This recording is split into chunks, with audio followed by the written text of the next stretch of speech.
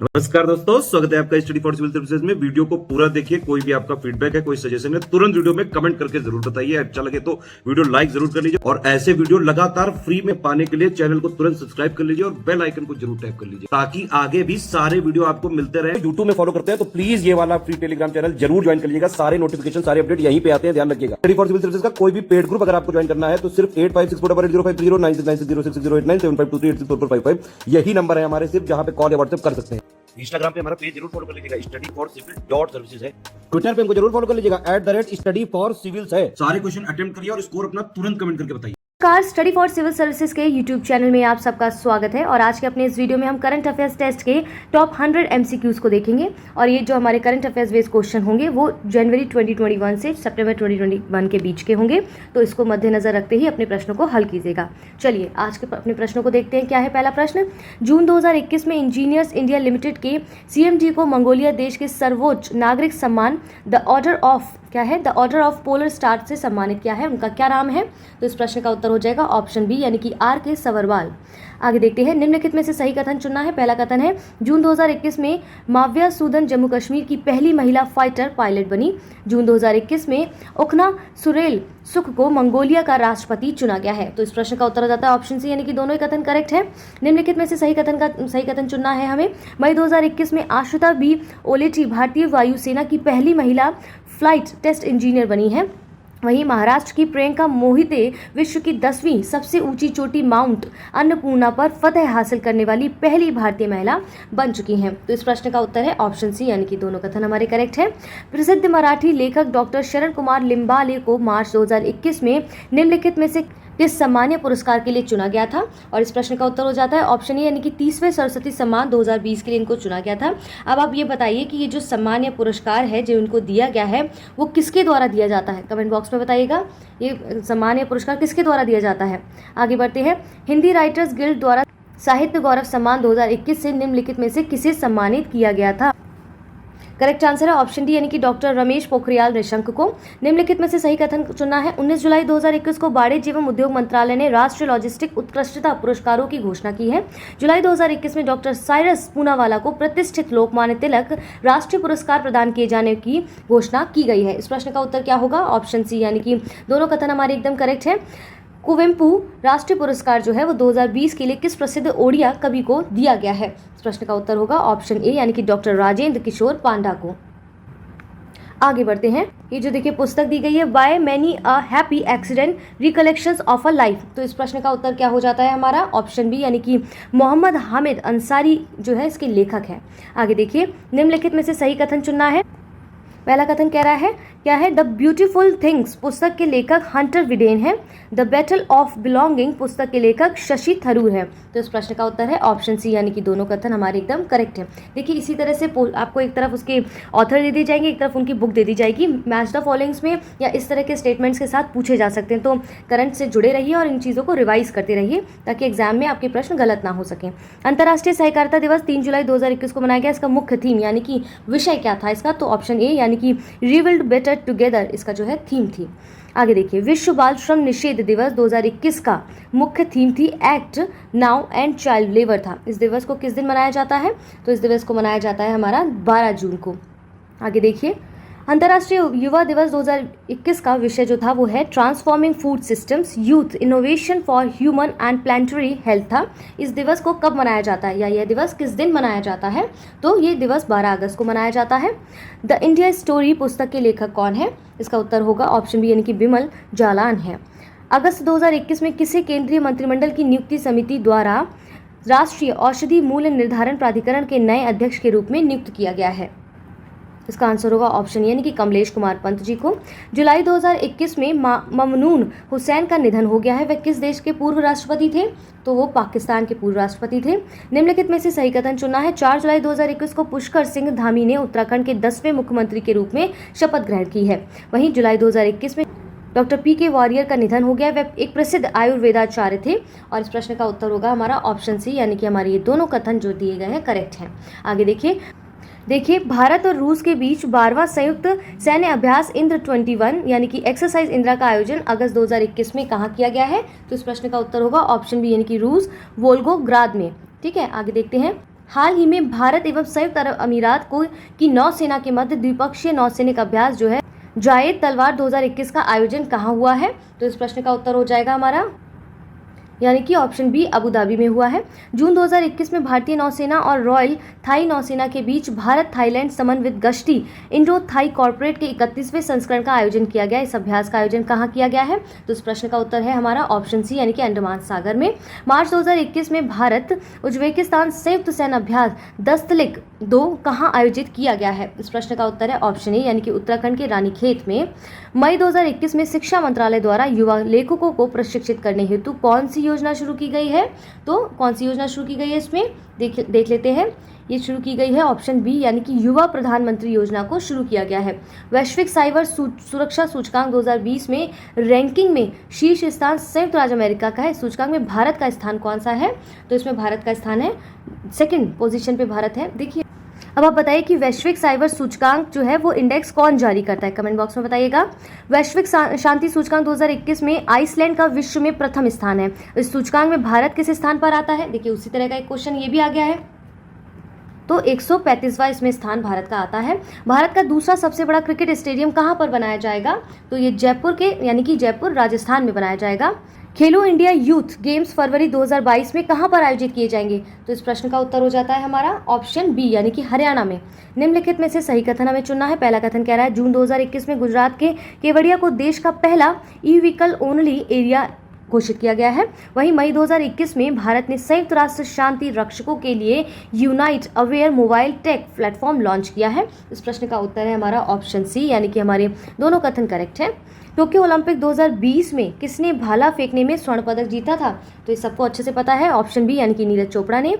हाल ही में विश्व स्वास्थ्य संगठन यानी कि WHO ने SARS-CoV-2 के एक अन्य वेरिएंट B.1.621 को वेरिएंट ऑफ इंटरेस्ट ठीक है वेरिएंट ऑफ इंटरेस्ट के रूप में यानी कि VOI के रूप में वर्गीकृत किया है। इसके क्या नाम दिया गया है? तो इसको क्या नाम दिया गया है? म्यू वेरिएंट दिया यानी कि इस प्रश्न का ऑप्शन ए करेक्ट हो जाता है। हाल ही में HDFC बैंक और ICICI बैंक और एक्सिस बैंक सहित भारत के कितने बैंकों में अकाउंट एग्रीगेटर सिस्टम की शुरुआत की गई है? तो इसे 8 बैंकों में इसको एक साथ शुरू किया गया है। हाल ही में किस संघ शासित प्रदेश द्वारा हिम तेंदुआ और काली गर्दन वाले सारस यानी कि स्नो लेपर्ड और ब्लैक नेक्ड क्रेन को क्रमशः राजकीय पशु और राजकीय पक्षी के रूप में घोषित किया गया है? तो इस प्रश्न का उत्तर हो जाता है हमारा ऑप्शन सी यानी कि लद्दाख में। ठीक है आगे देखते हैं। हाल ही में किसे राष्ट्रीय अल्पसंख्यक आयोग का अध्यक्ष चुना गया है? इस प्रश्न का उत्तर है ऑप्शन ए यानी कि इकबाल सिंह लालपुरा को इसका अध्यक्ष चुना गया है। हाल ही में किसने गिर, कंकरेज, साहिवाल और ओंगोल आदि देशी पशुओं की नस्लों की शुद्ध किस्मों को संरक्षण प्रदान करने के लिए भारत की पहली एकल न्यूक्लियोटाइड बहुरूपता यानी कि SNP आधारित चिप इंडिगो का शुभारंभ किया है? तो किसने किया है ये? Option C is the correct answer यानी कि डॉक्टर जितेंद्र सिंह ने किया है। भारत की प्रमुख सैन्य प्रदर्शनी डिफेंस एक्सपो मार्च 2022 में कहां आयोजित की जाएगी? तो ये गांधीनगर में आयोजित की जाएगी। रुद्राक्ष नामक वाराणसी अंतर्राष्ट्रीय सहयोग और कन्वेंशन सेंटर की स्थापना का मुख्य उद्देश्य क्या रहा है? तो क्या है उसका उद्देश्य? ऑप्शन सी यानी कि पर्यटन का संवर्धन उसका मुख्य उद्देश्य है। बहुप्रतीक्षित राष्ट्रीय डॉल्फिन अनुसंधान केंद्र कहां पर स्थापित किया जाएगा? तो ये पटना में किया जाएगा।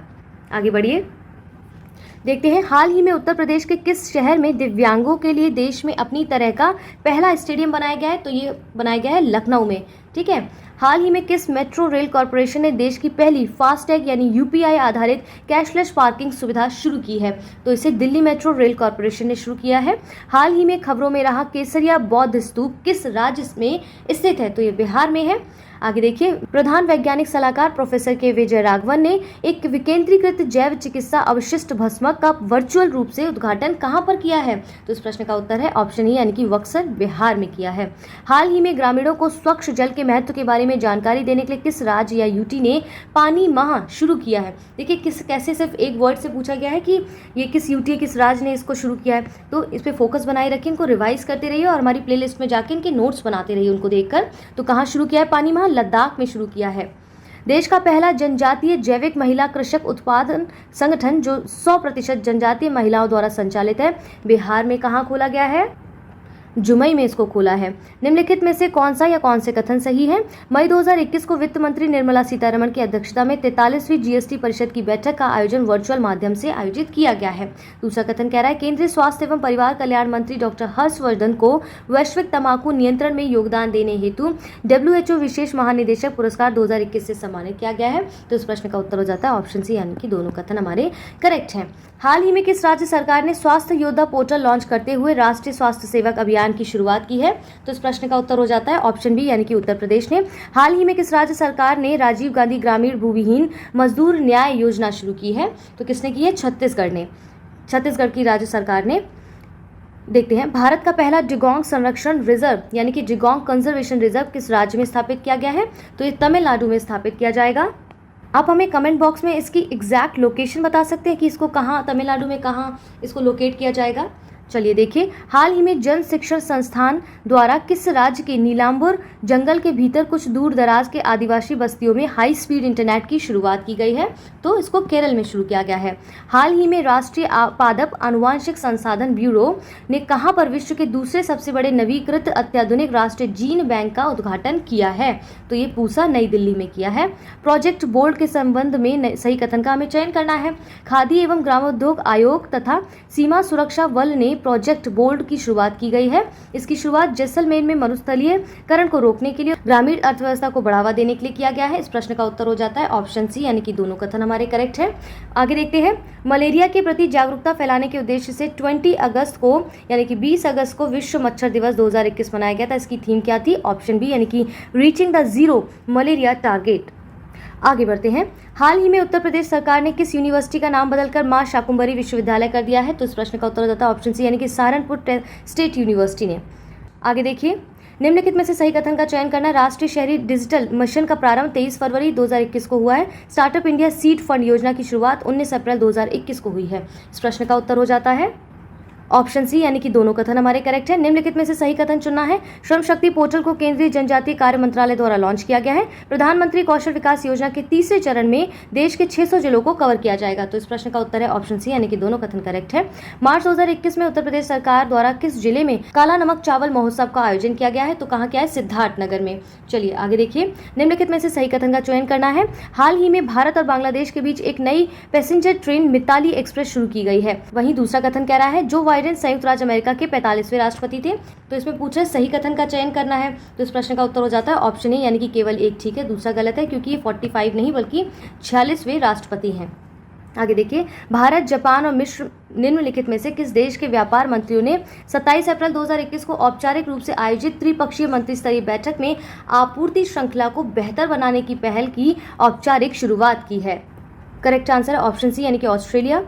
निम्नलिखित में से सही कथन का चयन करना है। 24 मई 2021 को बिहार से शाही लीची की पहली खेप यूनाइटेड किंगडम को निर्यात की गई है। हाल ही में हिमाचल प्रदेश सरकार ने पर्वत धरा योजना का शुभारंभ किया है। तो इस प्रश्न का उत्तर है ऑप्शन सी, यानी कि दोनों कथन करेक्ट है। निम्नलिखित में से सही कथन चुनना है हमें। हाल ही में 51वां दादा साहेब फाल्के पुरस्कार 2019 के अभिनेता रजनीकांत को सम्मानित किया गया है। 50वां दादा साहेब फाल्के पुरस्कार 2018 से विनोद खन्ना को सम्मानित किया गया है। तो इस प्रश्न का उत्तर है ऑप्शन ए, यानी कि पहला कथन ठीक है, दूसरा गलत क्यों है?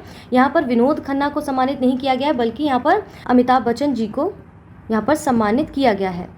चलिए आगे देखते हैं, उत्तर प्रदेश सरकार ने किस शहर में 22 मार्च 2021 से 25 मार्च 2021 तक बनाना फेस्टिवल का आयोजन किया है? तो कुशीनगर में किया है। केंद्रीय बजट 2021-22 में कोविड-19 वैक्सीन के लिए कितने करोड़ रुपए का प्रावधान किया गया है? तो 35,000, यानी कि इस प्रश्न का उत्तर है ऑप्शन ए। निम्नलिखित में से सही कथन चुनना है। गिलर्मो लासो ने 24 मई 2021 को इक्वाडोर का राष्ट्रपति पद ग्रहण किया है। अप्रैल 2021 में केंद्र शासित प्रदेश लक्षद्वीप को क्षय रोग मुक्त घोषित किया गया है। तो इस प्रश्न का उत्तर हो जाता है ऑप्शन सी, यानी कि दोनों कथन करेक्ट है। उत्तर प्रदेश में स्वदेशी पशुओं के संरक्षण और संवर्धन के लिए किस जनपद में गोकुल ग्राम की स्थापना की गई है? तो इसका कथन आंसर होगा ऑप्शन सी, यानी कि वाराणसी में। 14 मई 2021 को पंजाब के मुख्यमंत्री कैप्टन अमरिंदर सिंह द्वारा मालेरकोटला को नया जिला घोषित किया गया है। मालेरकोटला पंजाब का किस नंबर का जिला बना हुआ है अभी? तो 23वां नंबर का जिला बन गया है ये। आगे देखते हैं, निम्नलिखित में से सही कथन चुनना है। शिक्षा मंत्रालय के उच्चतर शिक्षा विभाग ने 29 मई 2021 को युवा प्रधानमंत्री युवा लेखक परामर्श योजना की शुभारंभ किया है। दूसरा कथन है युवा का पूर्ण रूप है young upcoming and versatile authors. Correct answer है ऑप्शन सी यानी कि दोनों कथन करेक्ट है। 17 मई 2021 को दवा company Shilpa biological private limited SPVL कोविड-19 वैक्सीन स्पुतनिक वी के विनिर्माण के लिए किस लेबोरेटरीज के साथ समझौता किया है? तो इस प्रश्न का उत्तर है ऑप्शन ए। देखते हैं आगे क्या है। हाल ही में पड़ोसी देश पाकिस्तान में पहली बार एक हिंदू लड़की असिस्टेंट कमिश्नर बनी है, उसका नाम क्या होगा? यहाँ पर क्या है उसका नाम? सना रामचंद्र। आगे देखिए, हाल ही में किसे 10वां वार्षिक वर्ल्ड कोरियोग्राफी अवार्ड 2020 मिला है? ये पुरस्कार पाने वाले वह पहले भारतीय बन गए हैं, तो वो कौन है? सुरेश मुकुंद जी। आगे देखते हैं, निम्नलिखित में से सही कथन चुनना है हमें। 8 से 9 मई 2021 के मध्य तीसरा आर्कटिक विज्ञान मंत्री स्तरीय बैठक 2021 आइसलैंड और जापान द्वारा संयुक्त रूप से इसको आयोजित किया गया है। दूसरा कथन कह रहा है इस बैठक का मुख्य थीम है knowledge for a sustainable Arctic है, तो इसलिए इस प्रश्न का उत्तर हो जाता है हमारा ऑप्शन सी यानी कि दोनों कथन करेक्ट है। हाल ही में जारी report Chandler good governance index यानी कि CGGI 2021 में भारत को कौन सा स्थान प्राप्त हुआ है? तो इस प्रश्न का उत्तर हो जाएगा हमारा ऑप्शन बी यानी कि 49वां स्थान प्राप्त हुआ है। आत्मकथा सच कहूं तो पुस्तक की लेखक या लेखिका कौन है? तो नीना गुप्ता है इसकी लेखिका।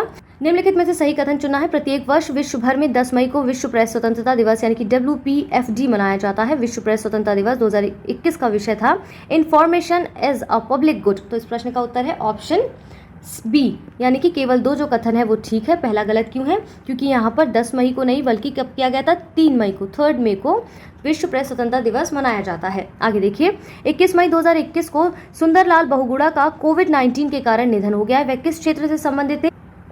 इसका उत्तर होगा ऑप्शन बी यानी कि वो पर्यावरणविद थे।